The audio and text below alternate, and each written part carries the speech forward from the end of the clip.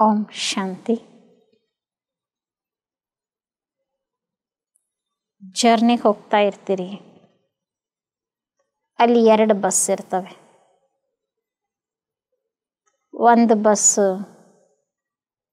Ola bus, ಇನ್ನೊಂದು ಸಾದಾ bus, ದೂರದ ಜರ್ನಿ. ಬಹಳ ಆರಾಮದಾಯಕವಾಗಬೇಕಾದರೆ ಮ್ಯಾಕ್ಸಿಮಮ್ ಜನ ಸೆಲೆಕ್ಟ್ ಮಾಡೋದು ಓಲೋ ಬಸ್, ದೂರದ ಜರ್ನಿ. ಇನ್ನು ಈಗಿನ ಕಾಲದ ಬಸ್ ಅಂತೂ ಭಾಳ ರಶ್ ಇರ್ತವೆ, ಸಾದಾ ಬಸ್ಸು. ಓಲೋ ಸೆಲೆಕ್ಟ್ ಮಾಡಿದರೆ ಆರಾಮ್ ಹೋಗ್ತೀವಲ್ಲ ಅಂತ ಹೋಗ್ತಾರೆ. ಯಾಕೆ? ಅಲ್ಲಿ ಆರಾಮದಾಯಕ ಪ್ರಯಾಣ ಯಾಕೆ? ಅದರ ಸಸ್ಪೆನ್ಷನ್ ಸಿಸ್ಟಮ್ ಶಾಕ್ ಅಬ್ಸಾರ್ಬರ್ಸ್ ಇರ್ತದೆ. ಈ ಗಾಡಿ ಗುಂಡಿ, ತೆಗ್ಗು, ಹಂಪ್ಸು, ಸ್ಪೀಡ್ ಬ್ರೇಕರ್ಸ್ ಬಂದಾಗ ಧಗ್ ಧಗ್ ಧಗ್ ಆಗಿದ್ದು ಫೀಲ್ ಆಗಲ್ಲ, ಶಾಕ್ ಅಬ್ಸಾರ್ಬ್ ಆಗ್ತದೆ. ನಮ್ಮ ಜೀವನದ ಪ್ರಯಾಣದಲ್ಲಿ ಬೇಕಾದಷ್ಟು ಶಾಕ್ಗಳಿದ್ದಾವೆ, ಗೊತ್ತೇ ಆಗಲ್ಲ. ಇಂತಿಂಥ ಶಾಕ್ ನ್ಯೂಸ್ ನಾವು ಕೇಳಬೇಕಾಗ್ಬೋದು, ಇಂತಿಂಥ ತೆಗ್ಗು ಗುಂಡಿ ಸ್ಪೀಡ್ ಬ್ರೇಕರ್ಸನ್ನು ನಾವು ಪಾಸ್ ಮಾಡಬೇಕಾಗ್ಬೋದು. ವಂಡರ್ಫುಲ್ ಪರಿಸ್ಥಿತಿಗಳು ಅಚಾನಕ್ಕಾಗಿ ಬಂದ್ಬಿಡ್ತವೆ. ಇನ್ನು ರೋಡ್ನಲ್ಲಿರುವ ಗುಂಡಿಗಳಾದರೂ ದಿನ ಡ್ರೈವ್ ಮಾಡಿ ಡ್ರೈವರ್ಸಿಗೆ ರೂಢಿಯಾಗಿರ್ತದೆ. ಅಲ್ಲಿ ಗುಂಡಿ ಐತಂದರೆ ಸೈಡಿಗೆ ತೊಗೊಂಡಾರ ಹೋಗ್ತಾನೆ, ಅಲ್ಲಿ ಸ್ಪೀಡ್ ಬ್ರೇಕರ್ ಐತಂತ ಹೋಗಿ ರೂಢಿಯಾಗಿದ್ದಕ್ಕೆ ಅಲ್ಲಿ ಸ್ಲೋ ಮಾಡ್ತಾನೆ. ಗೊತ್ತಿಲ್ಲದವ್ರೇನೋ ಧನ್ ಮಾಡ್ಬೋದು ಅಷ್ಟೇ. ಆದರೆ ನಮ್ಮ ಜೀವನದಲ್ಲಿ ನಾಳೆ ಏನಾಗಲಿದೆ, ನೆಕ್ಸ್ಟ್ ಕ್ಷಣ ಏನಾಗಲಿದೆ ಗೊತ್ತಿಲ್ಲ. ಬರುವ ಎಲ್ಲ ಶಾಕ್ ಸಿಸ್ಟಮ್ಸಿಗೆ, ಬರುವ ಎಲ್ಲ ತೆಗ್ಗು ಗುಂಡಿಗಳಿಗೆ ನಮ್ಮ ಜೀವನ ಸ್ಥಿತಿ, ಮನೋದಶೆ ಹೆಂಗಿರ್ಬೇಕಂದ್ರೆ ಶಾಕ್ಗಳಲ್ಲೂ ನಮ್ಮ ಮನಸ್ಸು ಬಾಡಬಾರದು. ಏನಪ್ಪ as if your mentally prepare ಇದ್ರೇನೋ, ಅದಕ್ಕೆ ಇದನ್ನು ಇಷ್ಟು ಸುಗಮವಾಗಿ ಇಂಥ ವಿಘ್ನವನ್ನು ಪಾಸ್ ಮಾಡ್ತಿದ್ದಾರೆ ಅನ್ನಿಸ್ಬೇಕು. ಹಾಗಾದರೆ ಆ ರೀತಿ ಪರಿಸ್ಥಿತಿಗಳ ಮಧ್ಯದಲ್ಲಿ ಮನಸ್ಸು ನೊಂದು ಹೋಗಬಾರ್ದು, ಕುಂದಬಾರದಂದರೆ ಏನು ಮಾಡಬೇಕು? ನಮ್ಮ ಸಸ್ಪೆನ್ಷನ್ ಸಿಸ್ಟಮ್ ಚೆನ್ನಾಗಿಟ್ಕೋಬೇಕು. ಏನು ನಮ್ಮ ಸಸ್ಪೆನ್ಷನ್ ಸಿಸ್ಟಮ್? ನಮ್ಮ ಸಸ್ಪೆನ್ಷನ್ ಸಿಸ್ಟಮ್ ಅಂದರೆ ಪರಿಸ್ಥಿತಿಗಳ ಧಕ್ಕೆ ಮನಸ್ಸನ್ನು ನೋವಿಸಬಾರ್ದು, ಚುಚ್ಚಬಾರ್ದು, ಮನಸ್ಸು ಸಮಾಧಾನದಲ್ಲೇ ಇರಬೇಕು. ನಮ್ಮ ಶಾಕ್ ಅಬ್ಸಾರ್ಬರ್ ಯಾವುದಂದರೆ ನೆಗೆಟಿವನ್ನು ಪಾಸಿಟಿವಿಗೆ ಕನ್ವರ್ಟ್ ಮಾಡೋದು. ನಮ್ಮ ಶಾಕ್ ಅಬ್ಸಾರ್ಬರ್ ಏನಂದರೆ ನಮ್ಮ ಆ್ಯಟಿಟ್ಯೂಡ್ ಯಾವುದು ನನಗೆ ನೆಗೆಟಿವ್ ಅಂತ ಸ್ವೀಕರಿಸಬಾರ್ದು, ಅದನ್ನು ಪಾಸಿಟಿವ್ ಆಗಿ ಟರ್ನ್ ಮಾಡುವಷ್ಟು ನನ್ನ ಮನೋಬಲ ಇರಬೇಕು. ಇದು ಕಷ್ಟ ಸಾಧ್ಯ ಇವತ್ತಿನ ಕಾಲದಲ್ಲಿ. ಒಳ್ಳೆಯದನ್ನೇ ಒಳ್ಳೆಯ ರೂಪದಲ್ಲಿ ನಾವು ಸ್ವೀಕರಿಸೋದಿಲ್ಲ. ಯಾರು ನನಗೆ ಹೆಲ್ಪ್ ಮಾಡೋಕ್ಕೆ ಬಂದರೆ ಅವ್ರು ಹೆಲ್ಪ್ ಮಾಡೋಕ್ಕೆ ಬಂದಾರಲ್ಲಪ್ಪ ಅಂತ ಪ್ರೀತಿಯಿಂದ ಆ ಸಂಬಂಧವನ್ನು ಆಕ್ಸೆಪ್ಟ್ ಮಾಡೋದು ಕಷ್ಟ ಐತಿ. ಇವ್ರು ಎಲ್ಲಿ ಮೋಸ ಮಾಡೋಕ್ಕೆ ಬಂದಾರಂತಲೇ ಪಾಸಿಟಿವನ್ನು ನೆಗೆಟಿವ್ ಆಗಿ ನೋಡುವಂಥ ಕಾಲದಲ್ಲಿ ನೆಗೆಟಿವನ್ನು ಪಾಸಿಟಿವ್ ಆಗಿ ನೋಡುವಂತಹ ಶಕ್ತಿ ಅಲ್ಲಿದೆ. ಪ್ರತಿ ಸಿಚುವೇಶನ್ನಲ್ಲಿ ಹುಳುಕನ್ನೇ ಕಂಡುಹಿಡಿಯುವ, ಪ್ರತಿ ಪರಿಸ್ಥಿತಿಯಲ್ಲೂ ದೇವರನ್ನೇ ದೂಷಿಸುವ, ದೇವ್ರು ನೋಡು ಅವ್ರಿಗೆ ಒಳ್ಳೇದು ಮಾಡ್ಯಾನ, ನನಗೆ ಹಿಂಗೆ ಮಾಡ್ಯಾನ, ದೇವರನ್ನೇ ದೂಷಿಸುವಂಥ ಇಂಥ ಜನರಲ್ಲಿ ನೆಗೆಟಿವನ್ನು ಪಾಸಿಟಿವ್ ಮಾಡೋ ಶಕ್ತಿ ಇದೆಯಾ? ನಮ್ಮ ಸಸ್ಪೆನ್ಷನ್ ಸಿಸ್ಟಮ್ ಪವರ್ಫುಲ್ ಇರಬೇಕು. ನೆಗೆಟಿವಿನ ಈ ಜಗತ್ತಿನಲ್ಲಿ, ನೆಗೆಟಿವಿನ ಘಟನೆಯ ಸರಪಳಿಯೇ ನಡೆಯುವಂಥ ಈ ಜಗತ್ತಿನಲ್ಲಿ ನಮ್ಮ ಪಾಸಿಟಿವಿಟಿ ಎಷ್ಟು ಪವರ್ಫುಲ್ ಇರಬೇಕು.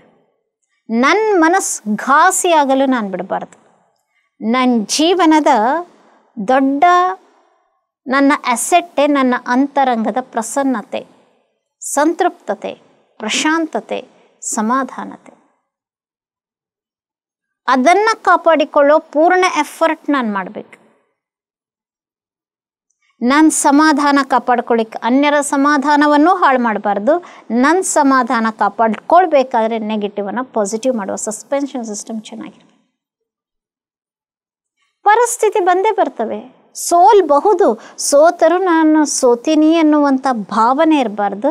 ನಾನಿನ್ನೂ ಗೆಲ್ತೀನಿ, ನೆಕ್ಸ್ಟ್ ಟೈಮ್ ಗೆಲ್ತೀನಿ, ನೆಕ್ಸ್ಟ್ ಟೈಮ್ ಗೆಲ್ತೀನಿ, ಗೆದ್ದೇ ಗೆಲ್ತೀನಿ, ಈ ಬಾರಿ ಗೆದ್ದು ತೋರಿಸ್ತೀನಿ ಎನ್ನುವ ಉತ್ಸಾಹ ಕಡಿಮೆ ಆಗಬಾರ್ದು. ಸೋತರೆ ಫೇಲ್ಯೂರ್ ಅಲ್ಲ, ಉತ್ಸಾಹ ಕಡಿಮೆ ಆದರೆ failure. Edmund Hillary first time Mount ಎವರೆಸ್ಟನ್ನು ಏರಿದ. ಅವನೇ ಫಸ್ಟ್ ಸಾಹಸಿ. ಎಡ್ಮಂಡ್ ಹಿಲ್ಲರಿ ಮೌಂಟ್ ಎವರೆಸ್ಟ್ ಅತ್ಯಂತ ದೊಡ್ಡ ಪರ್ವತ ಏರಲಿಕ್ಕೆ ಪ್ರಯತ್ನ ಪಟ್ಟವನೇ ಅವನು ಫಸ್ಟ್. ಏರ್ದ ಸುಮಾರು ಹೈಟ್ ಹಾಫ್ಗಿಂತ ಮೇಲೆ ಹೋಗಿದ್ದ. ವಾಪಸ್ ಬಂದ್ಬಿಟ್ಟ, ಏರೋಕ್ಕಾಗಲಿಲ್ಲ.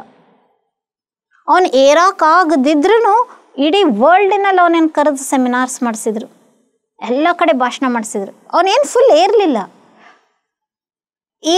ಅಂದ ತಕ್ಷಣ ಅವನೇನು ಸೋತಾನಂತ ಅರ್ಥ ಅಲ್ಲ. ಅವನು ತನ್ನ ಉತ್ಸಾಹದಲ್ಲಿ ಸೋಲಿಲ್ಲ. ಅವನಿಗೊಂದು ಕಡೆ ಸನ್ಮಾನ ಇಟ್ಟಿದ್ರು. ಯಾಕೆ ಇಟ್ಟಿದ್ರು ಅಂದರೆ, ನೀ ಏರಿಲ್ಲ ಅಂದ್ರೆ ಪರವಾಗಿಲ್ಲಪ್ಪ, ಸಾಹಸರ ಮಾಡಿದೆಯಲ್ಲ, ಸಾಹಸಕ್ಕೆ ಬೆಲೆ ಇದೆ ಅಲ್ಲ, ಅಟ್ಲೀಸ್ಟ್ ಏರ್ಬಹುದು, ಒಬ್ಬ ವ್ಯಕ್ತಿಯಾಗಿ ಮನುಷ್ಯಾಗಿ ಏರ್ಬೋದು ಅಂತ ನೀನು ಮಾಡಕ್ಕೆ ತೋರಿಸಿದಲ್ಲ, ಅನೇಕರಿಗೆ ಪ್ರೇರಣೆ ಅದಲ್ಲ, ನಿನ್ನಿಂದ ಅನೇಕರು ಇನ್ನು ಮುಂದೆ ಏರಾದರೂ ಏರ್ಬೋದಲ್ಲ. ಅವನಿಗೊಂದು ಸನ್ಮಾನ ಇಟ್ಟರು. ಭಾಳ ಕಡೆ ಸನ್ಮಾನ ಇಟ್ಟಿದ್ರು. ಒಂದು ಸನ್ಮಾನದಲ್ಲಿ ಕಿಕ್ಕಿರಿದು ಜನ. ಅಲ್ಲೊಂದು ದೊಡ್ಡ ಲೈವ್ಲಿ ಕಣ್ಣುವಂಗೆ ಸೂರ್ಯನ ಬೆಳಕು ಬಿದ್ದು ಹೊಳಿತಾ ಇದೆ ಮೌಂಟ್ ಎವರೆಸ್ಟಿನ ಪರ್ವತದ ಚಿತ್ರ ಹಾಕಿದ್ರು. ಅದನ್ನೇ ಅವನಿಗೆ ಗಿಫ್ಟ್ ಕೊಡಲಿಕ್ಕೆ. ಅವನು ಆ ಚಿತ್ರ ನೋಡಿದ ತಕ್ಷಣ 2 ನಿಮಿಷ ಸ್ಟಾಪ್ ಆಗಿಬಿಟ್ಟ. ಪರ್ವತದ ಜೊತೆಗೆ ಮಾತಾಡ್ತಾನೆ, ಹೇ ಮೌಂಟ್ ಎವರೆಸ್ಟ್, ನೀನು ಎಷ್ಟು ಬೆಳಿಬೇಕಾಗಿದ್ದೋ ಬೆಳೆದ್ಬಿಟ್ಟು.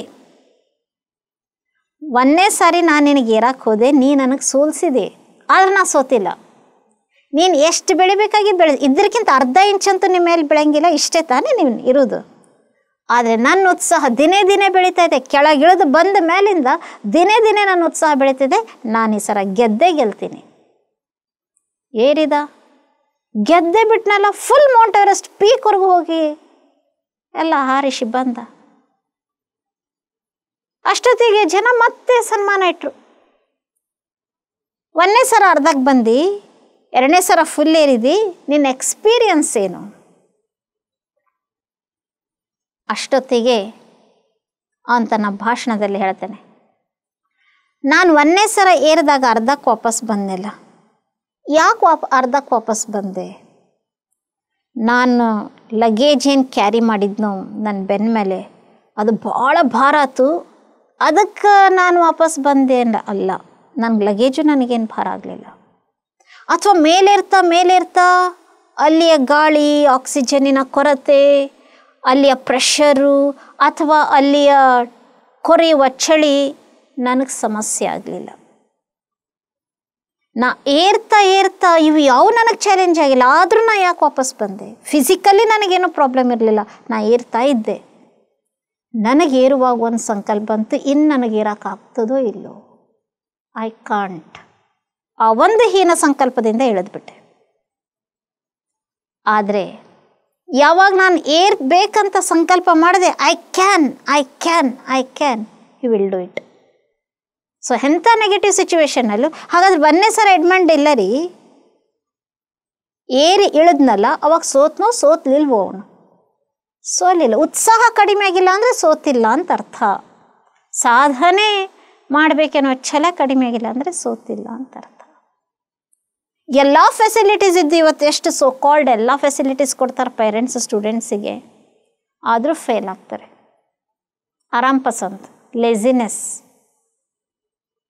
ಹಾಗಾದರೆ ನಿಜವಾದ ಸೋಲು ಯಾವುದು? ಮಾನಸಿಕವಾಗಿ ಸೋಲ್ಬಾರ್ದು. ನೆಗೆಟಿವ್ ಇದ್ರೂ ಅದನ್ನು ಪಾಸಿಟಿವ್ ಆಗಿ ತಗೋಬೇಕು. ಯಾರಿಗೆ ನೆಗೆಟಿವ್ ಇದ್ದದ್ದನ್ನು ಪಾಸಿಟಿವ್ ಆಗಿ ತಗೊತಾರೋ ದೇ ನೆವರ್ ಕಂಪ್ಲೇನ್.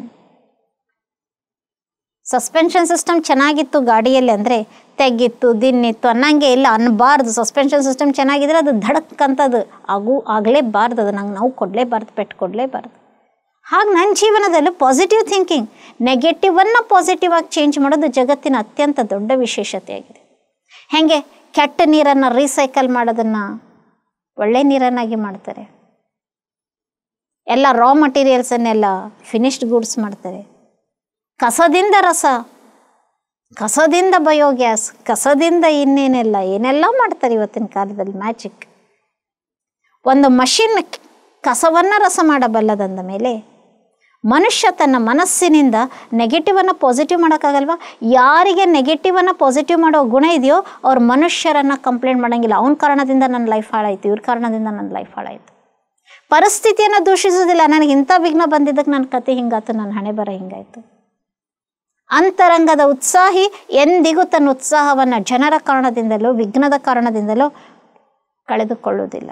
ಅಥವಾ ಯಾವುದೋ ಸಾಧನದ ಕೊರತೆ ಇದೆ ಅಂತ ಕೊರತೆಗಳನ್ನು ಅವನು ಒಳಗಡೆ ಮನಸ್ಸಿನಲ್ಲಿ ನೊಂದುವುದಿಲ್ಲ. ಉತ್ಸಾಹ ಎಲ್ಲವನ್ನೂ ಲಭಿಸುವಂಗೆ ಮಾಡುತ್ತದೆ. ಭಗವಂತ ತನ್ನ ಮಹಾವಾಕ್ಯದಲ್ಲಿ ಹೇಳಿದ್ದಾರೆ, ಜಹಾ ಲಗನ್ ಹೇ ವಹಾ ವಿಘ್ನ ಸಮಾಪ್ತ ಹೋ ಜಾತಾ ಹೇ. ಆ ಲಗನ್, ಆ ಉತ್ಸಾಹ, ಆ ನೆಗೆಟಿವನ್ನು ಪಾಸಿಟಿವ್ ಮಾಡುವ ಗುಣವೇ ನಿಜವಾದ ನಮ್ಮ ಸಸ್ಪೆನ್ಷನ್ ಸಿಸ್ಟಮ್. ಇಲ್ಲಿ ನಾವು ಯಾತ್ರೆ ಬಗ್ಗೆ ಮಾತಾಡ್ತಿದ್ವಿ. ಕಾರ್, ಚಾಕ್ಲೇಟ್ ಐಸ್ ಕ್ರೀಮ್ ತಿಂದಾಗ ಬೇಗ ಸ್ಟಾರ್ಟ್ ಆಗ್ತಿತ್ತು, ವೆನಿಲಾ ಐಸ್ ಕ್ರೀಮ್ ತೊಗೊಂಡಾಗ ಲೇಟಾಗಿ ಸ್ಟಾರ್ಟ್ ಆಗ್ತಿತ್ತು. ಸರ್ವಿಸ್ ಇಂಜಿನಿಯರ್ ಚೆಕ್ ಮಾಡ್ತಾನೆ, ಸಸ್ಪೆನ್ಷನ್ ಸಿಸ್ಟಮು ಚೆನ್ನಾಗಿದೆ, ಆದರೂ ಕಾರ್ ಯಾಕೆ ಲೇಟಾಗಿ ಸ್ಟಾರ್ಟ್ ಆಗ್ತಾಯಿದೆ. ಡಿಪಾರ್ಟ್ಮೆಂಟಿನ ಹೆಡ್ ಕೇಳ್ತಾನೆ, ಯಾಕೆ, ಮತ್ತಿನ್ನೇನು ಚೆಕ್ ಮಾಡಬೇಕು, ಮತ್ತಿನ್ನೇನು ಪ್ರಾಬ್ಲಮ್ ಇದೆ. ಸಸ್ಪೆನ್ಷನ್ ಸಿಸ್ಟಮ್ ಚೆನ್ನಾಗಿದೆ ಅಂತ ಅವನಿಗೆ ಗೊತ್ತಾಗ್ತದೆ. ಹಾಗೆ ನಮ್ಮನ್ನು ನಾವು ಚೆಕ್ ಮಾಡ್ಕೋಬೇಕು, ನನ್ನ ಸಸ್ಪೆನ್ಷನ್ ಸಿಸ್ಟಮ್ ಚೆನ್ನಾಗಿದೆಯಾ. ನಾನು ಸುಮ್ಮನೆ ಕುಂತಿರ್ತೀನಿ, ನನ್ನ ಪಾಡಿಗೆ ನಾನು ಕೆಲಸ ಮಾಡ್ತಿರ್ತೀನಿ, ಯಾರೋ ಬಂದು ಓದಾಡ್ತಾರೆ, ನೀ ಹಂಗೆ ಮಾಡೀನಿ, ಹಿಂಗೆ ಮಾಡೀನಿ, ಹಿಂಗೆ ಮಾಡಿ. ಉಸ್ಕೆ ಉಪ್ಪರ್ ಬಿ ದಯಾ ಭಾವ್, ಕರುಣಾ ಭಾವ್, ಸ್ನೇಹ ಭಾವ್.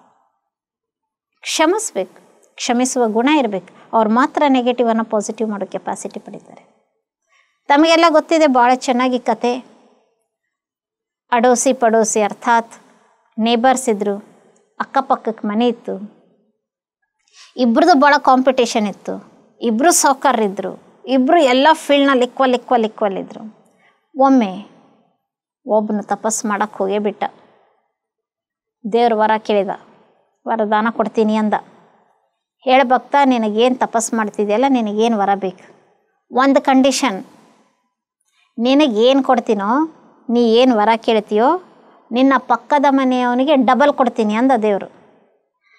ಇವನಿಗೆ ಆಶ್ಚರ್ಯ ಆಗ್ಬಿಡ್ತು. ಅಯ್ಯೋ, ನಾ ಏನು ಕೇಳಲಿ, ನಾ ಕೇಳ್ತಿದ್ದೆ ಅವನಿಗಿಂತ ನಾ ಸಾಹುಕಾರ ಆಗ್ಬೇಕಂತ. ಈಗ ಅವನಿಗಿಂತ ಸಾಹುಕಾರ ಆಗ್ಬೇಕಂತ ತಪಸ್ಸಿಗೆ ನಾ ಕುಂತೀನಿ. ಈಗ ನಾ ರೊಕ್ಕ ಕೇಳಿದರೆ ನನಗಿಂತ ಡಬಲ್ ಅವ ಅಕ್ಕನ. ನಾ ಫ್ಯಾಕ್ಟ್ರಿ ಕೇಳಿದ್ರೆ ನನಗಿಂತ ಡಬಲ್ ಫ್ಯಾಕ್ಟ್ರಿ ಅವನಿಗೆ ಬರ್ತದೆ. ನಾ ಜಮೀನು ಗೋಲ್ಡ್ ಆರ್ನಮೆಂಟ್ಸ್ ಕೇಳಿದ್ರೆ ನನಗಿಂತ ಡಬಲ್ ಅವನಿಗೆ ಬರ್ತದೆ. ನಾ ಏನು ಕೇಳಿ ಈರ್ಷ್ಯೆ ಮನಸ್ಸು, ದ್ವೇಷದ ಮನಸ್ಸು ಉರಿತಾ ಇತ್ತು. ಅಷ್ಟೊತ್ತಿಗೆ ಅವನು ಭಾಳ ಜಾಣ ಇರ್ತಾನೆ.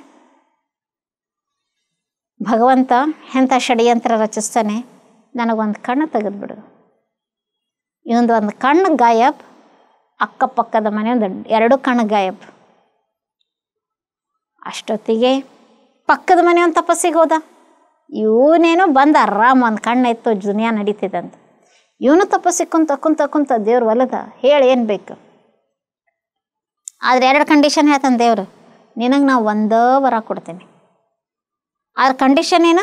ನಿನಗೆ ನಾನೇನು ಕೊಡ್ತೀನೋ ನಿನ್ನ ಪಕ್ಕದ ಮನೆಯವನಿಗೆ ಅದರ ಅರ್ಧ ಕೊಡ್ತೀನಿ ಅಂತ. ಏನು ಕೇಳೋಣ? ದೇವರೇ, ನಾನಂತೂ ಕಣ್ಣು ಕೇಳಂಗಿಲ್ಲ. ಈ ಕಣ್ಣು ತೊಗೊಂಡೇನು ಮಾಡೋದು? ಜಗತ್ತಿನ ಜನ ಇನ್ನೊಬ್ಬರ ಸಫಲತೆ ಕಂಡು ಉರಿತಿರುವಂಥ ಜನರನ್ನು ನೋಡಿ ನಾನೇನು ಮಾಡಲಿ? ನನಗೇನು ಈ ಕೆಟ್ಟ ಜಗತ್ತು ನೋಡೋ ಅವಶ್ಯಕತೆ ಇಲ್ಲ. ನನಗೆ ಬುದ್ಧಿ ಕೊಡು ಅಂತ ನಾನು ಕೇಳಂಗಿಲ್ಲ. ಯಾಕೆಂದರೆ ಬುದ್ಧಿ ಇದ್ದರೆ ಇನ್ನೊಬ್ಬರನ್ನ ಸೋಲಿಸ್ಬೇಕು, ಹೀನಾಯ ಮಾಡಬೇಕು, ಇನ್ಸಲ್ಟ್ ಮಾಡಬೇಕಂತಲೇ ಷಡ್ಯಂತ್ರ ರಚಿಸುವಂಥ ಈ ಕಾಲದಲ್ಲಿ ನಾ ಬುದ್ಧಿನೂ ಕೇಳೋದಿಲ್ಲ. ನಾನು ಕೇಳೋದೊಂದೇ, ಹೇ ಪ್ರೇಮ ಸಾಗರನೇ, ನನ್ನೊಳಗೆ ನಿಸ್ವಾರ್ಥ ಸ್ನೇಹ ತುಂಬು. ನಾನು ಆ ನಿಸ್ವಾರ್ಥ ಸ್ನೇಹ ತುಂಬಿಕೊಂಡು ನನ್ನ ಪಕ್ಕದ ಮನೆಯವನನ್ನು ಕ್ಷಮಿಸಿ ಅವನಿಗೆ ಪ್ರೇಮ ತುಂಬಬೇಕು. ಅಟ್ಲೀಸ್ಟ್ ಅದರಾಗಿನ ಅರ್ಧ ಪ್ರೇಮ ಅವನ ಹೃದಯಕ್ಕೆ ಹೋಗಲಿ. ಕ್ಷಮಿಸುವ ಶಕ್ತಿ ಕೊಡು ಅಂತ ಕೇಳಿದ. ಪ್ರೇಮದಿಂದ ಇರುವ ಶಕ್ತಿ ಕೊಡು ಅಂತ ಕೇಳಿದ. ಆತ್ಮೀಯರೇ, ಎಲ್ಲಿ ಪ್ರೇಮ ಇದೆಯೋ, ಸ್ನೇಹ ಇದೆಯೋ, ನೆಗೆಟಿವ್ ಮಾಡುವವರನ್ನೂ ಪ್ರೀತಿಸುವ ಶಕ್ತಿಯನ್ನು, ಕ್ಷಮಿಸುವ ಶಕ್ತಿಯನ್ನು ನೀಡ್ತದೆ. ಎಲ್ಲಿ ಕ್ಷಮಿಸುವ ಶಕ್ತಿ ಇಲ್ವೋ, ಒಳ್ಳೆಯದವ್ರನ್ನೂ ನಮಗೆ ಹೆಲ್ಪ್ ಮಾಡಿದವ್ರಿಗೂ ನೋಯಿಸುವಂಥ ಐಡಿಯಾಸ್ ಕೊಡ್ತದೆ. ಹಾಗಾದರೆ ಚೆಕ್ ಮಾಡ್ಕೊರಿ, ನೆಗೆಟಿವನ್ನು ಪಾಸಿಟಿವ್ ಮಾಡುವ ಈ ಸಸ್ಪೆನ್ಷನ್ ಸಿಸ್ಟಮ್ ನಂದು ಎಷ್ಟು ಪವರ್ಫುಲ್ ಇದೆ. ಎಷ್ಟು ಮೆಡಿಟೇಷನ್ ಮಾಡ್ತೀವೋ, ಮೆಡಿಟೇಷನ್ ಅಂದ್ರೇನೇನು? ಸಂಕಲ್ಪಗಳನ್ನು ಸ್ಟಾಪ್ ಮಾಡೋದು, ನಿಲ್ ಮಾಡೋದು ಮೆಡಿಟೇಷನ್ ಅಲ್ಲ. ನೆಗೆಟಿವ್ ಸಂಕಲ್ಪಗಳನ್ನು ಪಾಸಿಟಿವ್ ಸಂಕಲ್ಪ ಮಾಡೋದು ಮೆಡಿಟೇಷನ್. ಈಶ್ವರಿ ವಿಶ್ವವಿದ್ಯಾಲಯದ ರಾಜಯೋಗ ಕಲೀರಿ. ನೆಗೆಟಿವ್ ಸಿಚುವೇಷನನ್ನು ಪಾಸಿಟಿವ್ ಸಿಚುವೇಷನ್ ಮಾಡ್ಕೊಳ್ಳಿ. ಲೈಫಿನ ಸಸ್ಪೆನ್ಷನ್ ಸಿಸ್ಟಮ್ ಕರೆಕ್ಟ್ ಮಾಡ್ಕೊಳ್ಳಿ. ಜೀವನದಲ್ಲಿ ಧಡಿಕೆ, ಧಕ್ಕೆ, ಪೆಟ್ಟು ಇವುಗಳಲ್ಲಿ ಸರಾಗವಾಗಿ ಪೆಟ್ಟಿಲ್ಲದಂತೆ ಜೀವನ ಪಥ ಸಾಗಿರಿ. ಓಂ ಶಾಂತಿ.